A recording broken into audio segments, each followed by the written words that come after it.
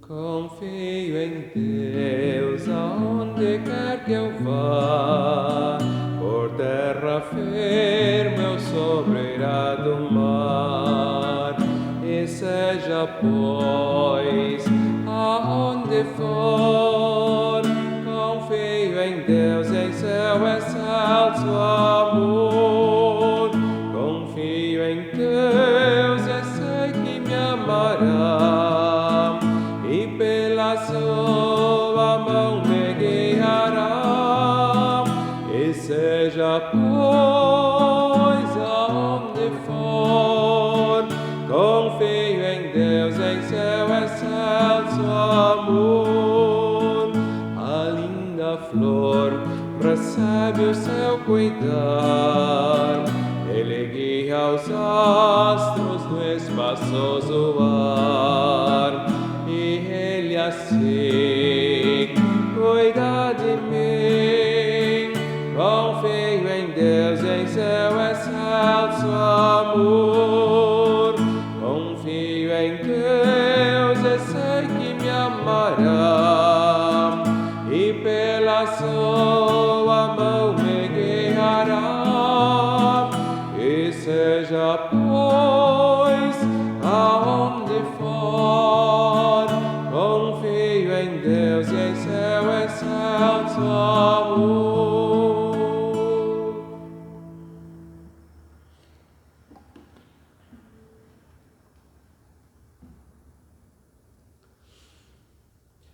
Nosso Salvador, Cristo Jesus, não só destruiu a morte, como trouxe à luz a vida e a imortalidade mediante o Evangelho. 2 Timóteo 1:10. Com essas palavras, que são lema deste 13º domingo após Pentecostes, 22 de agosto de 2021, saúdo todas as pessoas que assistem esta gravação, especialmente os membros da comunidade evangélica de Lomba Grande e também da comunidade evangélica de Confissão Luterana Feitoria. Nosso Salvador, Cristo Jesus, não só destruiu a morte, como trouxe à luz a vida e a imortalidade mediante o Evangelho. Como pessoas cristãs, aguardamos pela ressurreição dos mortos e a vida eterna, como confessamos no Credo. O texto de 2 Timóteo, por sua vez, ele afirma que a realidade da nova vida, da vitória de Cristo sobre a morte, não é apenas uma realidade futura pela qual aguardamos, mas já se faz presente entre nós por meio do Evangelho, por meio da pregação de Cristo Jesus, nosso Senhor. Realizamos estes momentos de gravação, oração, louvor e oração em nome do Trino Deus, que é Pai, Filho e Espírito Santo. Amém. A graça do nosso Senhor Jesus Cristo, o amor de Deus, nosso Pai, e a comunhão do Espírito Santo sejam com todos nós. Amém. Queridos irmãos, caras irmãs, a epístola indicada para este 13º domingo após Pentecostes se encontra na carta aos Efésios, no 6º capítulo, versículos 10 até 20, que eu passo a ler. Quanto ao mais, sede fortalecidos no Senhor e na força do seu poder. Revesti-vos de toda a armadura de Deus para que possais ficar firmes contra as ciladas do diabo. Porque a nossa luta não é contra o sangue e a carne, e sim contra os principados e potestades, contra os dominadores deste mundo tenebroso, contra as forças espirituais do mal nas regiões celestes. Portanto, tomai toda a armadura de Deus para que possais resistir no dia mau e, depois de terdes vencido tudo, permanecer inabaláveis. Estai, pois, firmes, cingindo-vos com a verdade e vestindo-vos da couraça da justiça. Calçai os pés com a preparação do Evangelho da paz, embraçando sempre o escudo da fé, com o qual podereis apagar todos os dardos inflamados do maligno. Tomai também o capacete da salvação e a espada do Espírito, que é a palavra de Deus, com toda a oração e súplica, orando em todo o tempo no Espírito, e para isto vigiando com toda perseverança e súplica por todos os santos e também por mim, para que me seja dada, no abrir da minha boca, a palavra para com intrepidez fazer conhecido o mistério do Evangelho, pelo qual sou embaixador em cadeias, para que em Cristo eu seja ousado para falar, como me cumpre fazê-lo. Até aqui a leitura da epístola. Queridos irmãos, caras irmãs, existem várias maneiras como nós, como cristãos, nos referimos à Igreja de Jesus Cristo. Uma forma que ao longo dos séculos tem sido usada para nos referirmos à Igreja de Cristo é a expressão de que a Igreja, enquanto caminha sobre esta terra, ela é uma igreja peregrina e, portanto, uma igreja militante, uma igreja em luta, em batalha. Ao passo que a igreja celestial, a igreja que vai estar no reino de Deus, ela então vai ser uma igreja triunfante. Aqui nós temos, se não a expressão de uma igreja militante, talvez com essas palavras, mas na prática temos exatamente esta descrição de que cada cristão é um soldado de Jesus Cristo e deve armar-se com a armadura de Deus. Revestivos de toda a armadura de Deus para poderdes ficar firmes contra as ciladas do diabo. Porque a nossa luta não é contra o sangue e a carne, e sim contra os principados e potestades, contra os dominadores deste mundo tenebroso, contra as forças espirituais do mal nas regiões celestes. Me lembro que, certa ocasião, eu afirmei em uma mensagem que eu realizei que Deus não é o Deus da geografia, mas o Deus da história. De fato, acho que de um modo geral, nós podemos e devemos destacar este aspecto do agir de Deus na história. Além disso, Jesus, por exemplo, afirmou àquela mulher samaritana, de que nem em Jerusalém e nem em um outro monte, seja o Garizim ou outro lugar, as pessoas irão de adorar a Deus, mas adorá-lo-ão em espírito e em verdade. Portanto, a adoração a Deus não está presa a um determinado lugar. Nós usamos as igrejas para nos reunir, mas também podemos orar em casa, sozinhos, ou com a família, ou mesmo na rua, ou em um outro lugar. Deus não é um Deus da história, ou melhor, não é um Deus da geografia, mas um Deus da história. Aqui, no entanto, nós temos a indicação de que Deus, Ele também está interessado não apenas no tempo, mas também no espaço. No caso aqui, o espaço, ele é um lugar, um espaço, uma área em que há batalha e onde há luta. Enquanto nós estamos na terra, Deus está no céu e a atmosfera, assim, pelo visto, entende o autor da epístola aos Efésios, ela é tomada por espíritos malignos. Principados e potestades, que são os dominadores deste mundo tenebroso, que são forças espirituais nas regiões celestes. Claro, não no céu propriamente dito, onde habita Deus, mas neste céu que nós vemos, essa atmosfera que está sobre nós, ali estão espíritos que se opõem a Deus e contra os quais nós precisamos agora nos armar com a armadura de Deus. Tomai, pois, a armadura de Deus para que possais resistir no dia mau. E depois de ter desvencido tudo, permanecer inabaláveis. O dia mau, possivelmente, talvez até provavelmente, seja já uma referência ao último dia. Né? Nós aguardamos a vinda do reino de Deus, a manifestação da salvação eterna do povo de Cristo, mas isso é corrente, é um senso comum, penso que em toda a Escritura Sagrada, que o tempo que antecede a manifestação do reino de Deus é um tempo de provações, de dificuldades. Tanto é que Jesus compara a manifestação do reino de Deus com o nascimento de uma criança. Não sou mulher, muito menos tive filhos, mas, pelo que sei, é mais ou menos assim.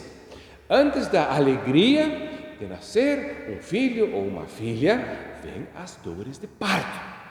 E o tempo que antecede a grande alegria do reino é um tempo de dor e de sofrimento. E agora, então, os cristãos devem estar armados para esta batalha que antecede a manifestação plena do reino de Deus, e essa batalha então é chamada aqui, designada de o dia mau. Estai, pois, firmes, cingindo-vos com a verdade, né?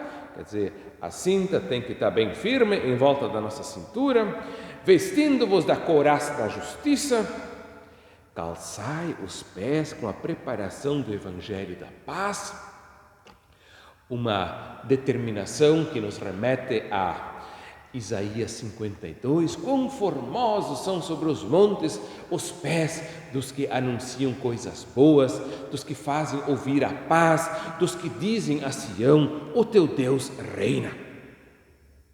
Quão formosos são os pés, né? Coitados, aqueles que naquela época vinham correndo sobre os montes e vales para trazer boas notícias aos seus conhecidos, eles dificilmente tinham pés bonitos, né? Estavam mal calçados, corriam por estradas sujas, empoeiradas, machucavam seus pés, seja nas sandálias, seja nas pedras ou nos espinhos. E, no entanto, com todo o respeito às nossas mulheres, se nós dizemos sobre as nossas moças que elas têm belas pernas, o autor do Isaías diz, aquele que traz boas notícias, esse sim tem pés bonitos, na verdadeira acepção das palavras. Nós poderíamos até beijar esses pés tão lindos, porque eles trazem boas novas de paz e de salvação. E agora o autor da epístola, ele orienta os seus leitores a calçarem o sapato. E esse sapato é o evangelho da paz, que então nos carrega em nossa batalha contra os poderes do mal. A nossa guerra, portanto, não é uma guerra que busca a violência e a desgraça de alguém, mas é a guerra em favor do evangelho, em favor da salvação. E esta guerra, então, se dá contra os inimigos de Deus, aqui representados pelo diabo e pelos principados e potestades. Embraçando sempre o escudo da fé, com o qual podeis apagar todos os dardos inflamados do maligno. O escudo é uma arma de defesa, ou talvez o destro ele vai usar o escudo na mão esquerda, né? E o inimigo ele nos ataca com seus dardos. Provavelmente o autor deve estar imaginando algo do tipo assim, a acusação que pesa contra a consciência, né? E nós agora estamos armados com esse escudo protetor que é a fé. Nós nos escondemos em fé atrás da proteção chamada Jesus Cristo, que apaga a acusação do inimigo de Deus, que aponta para os nossos pecados e culpas. Tomai também o capacete da salvação, a espada do Espírito. Essa então, provavelmente para quem é destro, eu sou canhoto, então fica contrário, né? A espada do Espírito, que é a palavra de Deus. Lá no Apocalipse, lá é dito que Jesus Cristo ele em dado momento, ele aparece e da boca dele sai uma grande espada de 2 gumes, né? E essa imagem em si, ela é, para dizer o mínimo, muito estranha, mas na verdade tem um significado muito simples, que é a espada que sai da boca de Cristo é a sua palavra. Esta é a arma que ele usa para efetuar a sua obra, para destruir os seus inimigos e adversários. E a espada que nós usamos também não é uma espada de metal, mas é uma espada que é a palavra de Deus, e com essa nós então batalhamos contra os inimigos, os adversários de Deus, em favor do Evangelho, em favor de Cristo. Defendemos-nos na fé, atacamos com a palavra, com toda a oração e súplica, orando em todo o tempo no Espírito e para isto vigiando, né? Até hoje ainda falamos das vigílias de oração. Existem pessoas, grupos que gostam de se reunir, às vezes noite adentro, para vigiarem e orarem. E assim também como os soldados no campo de batalha, tem que sempre estar, mesmo se estão cochilando, tem que estar com um olho aberto para não ser pego de surpresa por algum inimigo. Assim também nós cristãos precisamos vigiar, orando e suplicando, no caso aqui também em favor do apóstolo, que então é mensageiro da palavra de Deus, que pede que a comunidade interceda por ele, para que ele possa seguir levando adiante a mensagem de Cristo, o mistério do Evangelho. Temos, portanto, essa armadura de Deus, uma simbologia bem plástica que nós conseguimos imaginar muito bem, embora nos nossos dias as armaduras certamente sejam bem diferentes, e com isso, com base nesta ilustração, nessa imagem, o autor da epístola escreve o que é a nossa vida de cristão neste mundo, enquanto aguardamos a manifestação futura do reino de Deus e batalhamos contra as forças do mal que operam nas regiões celestes. E a paz de Deus, que excede todo o nosso entendimento, guardará os nossos corações e as nossas mentes em Cristo Jesus, o nosso Senhor. Amém.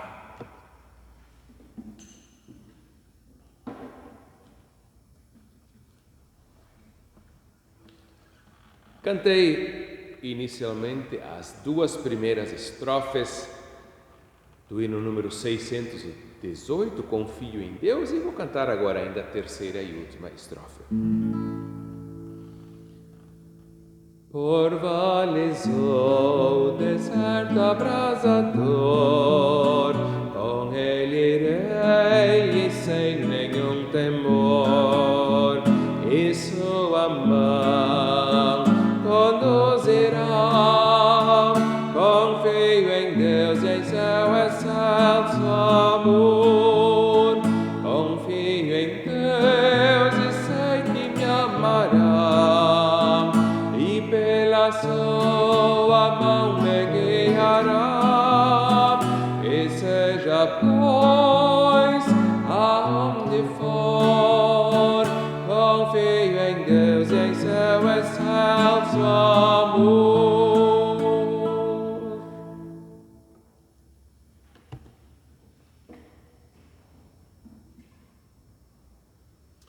Oremos.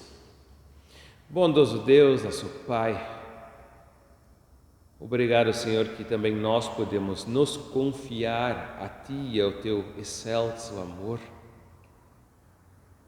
quando neste mundo somos uma igreja em luta, igreja que enfrenta muitas tribulações, dificuldades, desafios, inimizades.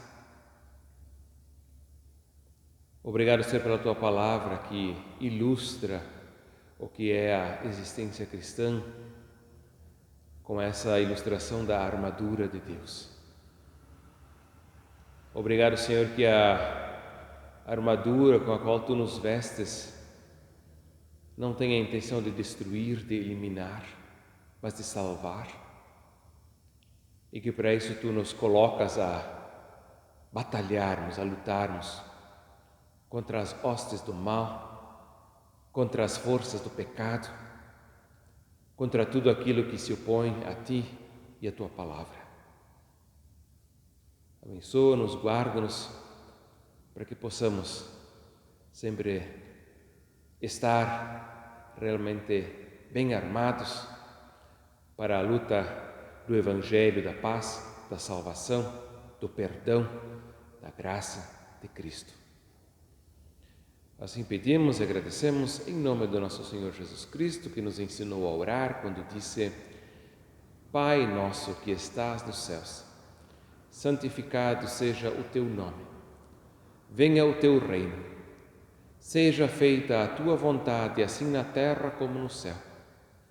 O pão nosso de cada dia nos dá hoje. E perdoa-nos as nossas dívidas, assim como nós também perdoamos aos nossos devedores.